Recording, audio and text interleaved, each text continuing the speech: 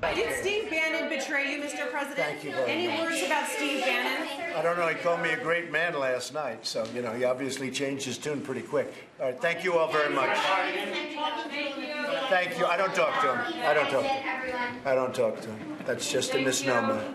That was President Trump further distancing himself tonight from his former chief strategist in the wake of that bombshell new book on the Trump White House. This comes as the president is now demanding the author and publisher of Fire and Fury stop production and apologize.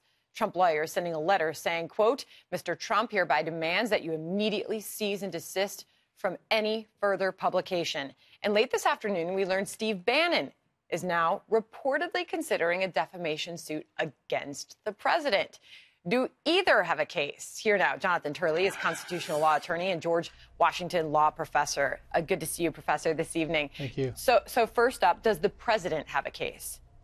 Not really. I mean, this is a very unlikely type of challenge if it was ever actually brought into court. Asking for a prior restraint in the strongest case has a low likelihood of success.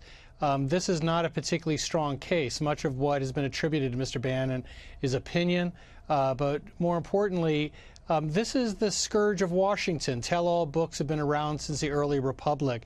I don't blame presidents for being upset with people like Bannon who leave service and immediately dump on the administration. But he does have First Amendment rights, and I think this is going to create rather bad optics with little chance of success. But one really important distinction that you make in your column is regardless of whether or not the president has a case, when you read through that lengthy letter by Trump's personal lawyers, it's certainly putting Steve Bannon on notice. It is. And in some ways, the attorney in sending this letter is also looking down the road. He has not presumably seen the book. He doesn't know what Bannon is going to be saying. And so this is a shot across the bow in saying, we believe you've already crossed that line, and we are prepared to sue you if you continue to make defamatory statements. It's just that it's not a very compelling threat. With a public official, the Supreme Court has established a very high standard for defamation called the New York Times versus Sullivan standard. And that requires knowing falsehood or knowing disregard or reckless disregard of the truth. It's a standard that's very hard to make, and it's designed so that people can say bad things about public officials. In the case of the non-disclosure agreement with Bannon, you also make the case that it's very different when it comes to, say, when Trump was having someone, when they work for his companies, sign them, versus then somebody who works inside the White House for the government sign those. Now, in the case of Steve Bannon, reportedly bringing a suit against the president, would he have a case?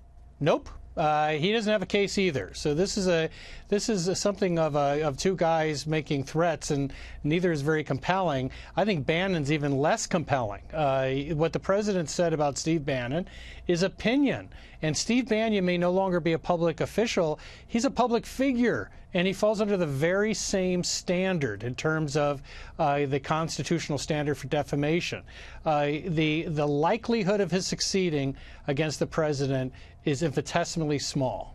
Professor Turley, it is great to get your insights on that. Thanks for being here. Thank you.